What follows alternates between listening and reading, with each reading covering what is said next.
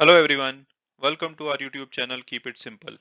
आज का हमारा स्टॉक इन न्यूज़ है रेमंड लिमिटेड। रेमंड लिमिटेड के बोर्ड ने कंपनी के कंसोलिडेशन प्लान को अप्रूव किया है और इसकी वजह से आज स्टॉक में कुछ मूवमेंट देखी जा सकती है। आगे बढ़ने से पहले अगर आपने हमारे चैनल को सब्सक्राइब नहीं किया तो प्लीज सब्सक्राइब करके हमें मोटिवेट कीजिए। तो अब अगर हम बात करें कंसोलिडेशन प्लान की, तो कल यानी कि 27 सितंबर को रेमंड के बोर्ड ने as part of consolidation exercise तीन बड़े चेंजेस अप्रूव किए हैं। पहला चेंज ये है कि ये जो अपना टूल्स एंड हार्डवेयर और ऑटो कंपोनेंट बिजनेस है रेमंड का, उसको ये अपने इंजीनियरिंग बिजनेस के साथ मर्ज कर देंगे, जो कि जेके फाइल्स इंडिया लिमिटेड है। और ऐसा इसलिए किया जा रहा है ताकि सिनर्जीज को इम्प्रूव किया जा सके और मोनेटाइजेशन ऑप्शन को एक्सप्लोर किया जा सके। इसके अलावा दूसरा चेंज इनका बिजनेस टू कंज्यूमर वेंचर में से है, जिसमें से कि ये रेमंड एपरल बिजनेस को अलग कर कर उसको रेमंड लिमिटेड के साथ मर्ज कर देंगे।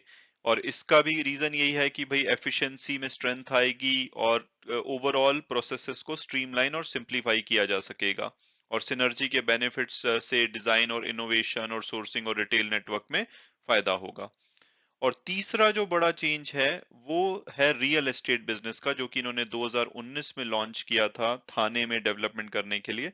तो उसको इन्होंने अलग करके एक होली ओन्ड सब्सिडरी बनाने का प्लान किया है।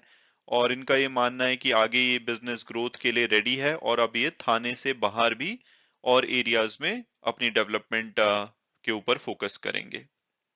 तो इन सब चेंजेस के साथ जो 2019 में इन्होंने अपने लाइफस्टाइल बिजनेस का डीमर्जर अनाउंस किया था, वो स्क्रैप कर दिया है। अब ये बोल रहे हैं कि भाई ये लाइफस्टाइल बिजनेस में फोकस करेंगे और उधर ऑपरेशनल एफिशिएंसी और सिनर्जी को स्ट्रेंथन करके अपने बिजनेस को बढ़ाएंगे। तो अब अगर बात की जाए इसके शेयर प्राइस की, तो पास परफॉर्मेंस अगर हम देखें तो 3 साल में इसने 36% की नेगेटिव रिटर्न दी है। हालांकि पिछले एक साल में 70% की पॉजिटिव रिटर्न है, बट उसका उसकी वजह यह है कि कोविड की वजह से इनका शेयर प्राइस बहुत गिर गया था। जो शेयर जो एक टाइम पे 2018 में 1150 के आसपास होता था, वो 55 रुपए तक गिर गया था कोविड आने से। तो कोविड ने इनको बहुत बुरी तरह इम्पैक्ट किया है, क्योंकि इनका नेचर ऑफ बिजनेस ऐसा है, फैब्रिक्स वाला हो या रियल एस्टेट वाला हो, तो ये काफी इम्पैक्टेड थे। तो इसलिए 70% की गेन दिख रहा है एक साल में, लेकिन वो बेस कम होने की वजह से है। तो अब टिकर टेप के एनालिस्ट का मानना यह है कि भाई जो ये प्राइस है अभी जो 447 पे जो कल क्लोज हुआ है, वो इनके लोएस्ट जो ये प्रोडक्ट करते हैं उससे भी नीचे चल रहा है। तो उनके हिसाब से तो ये बहुत ही अच्छी अपॉर्चुनिटी है।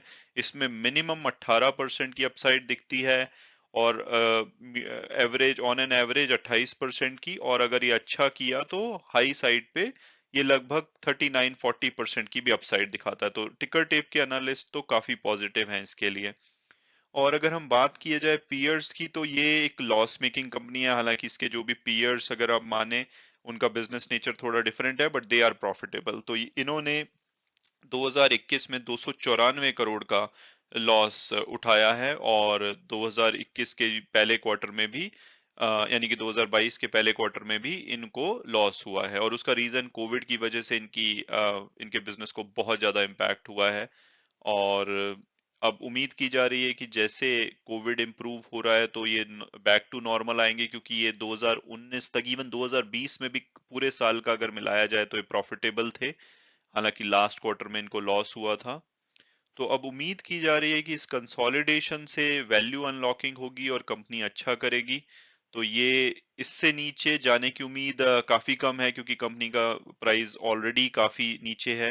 हालांकि एक वीक में 9% तक का गेन देखा गया है, क्योंकि ऑलरेडी ये न्यूज कुछ मीडिया में बाहर आ चुकी थी, जो कि अब कल फाइनली अप्रूव हुई है।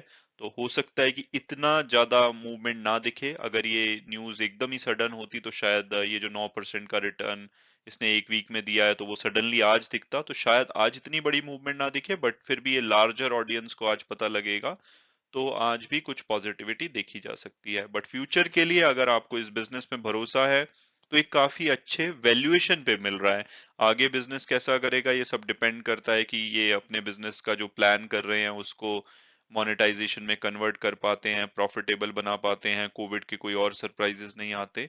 तो लॉन्ग टर्म में तो उस पर डिपेंड करेगा, बट वैल्यूएशन अभी अच्छा है तो शॉर्ट टर्म सेंटीमेंट के हिसाब से इसमें इन्वेस्ट किया जा सकता है।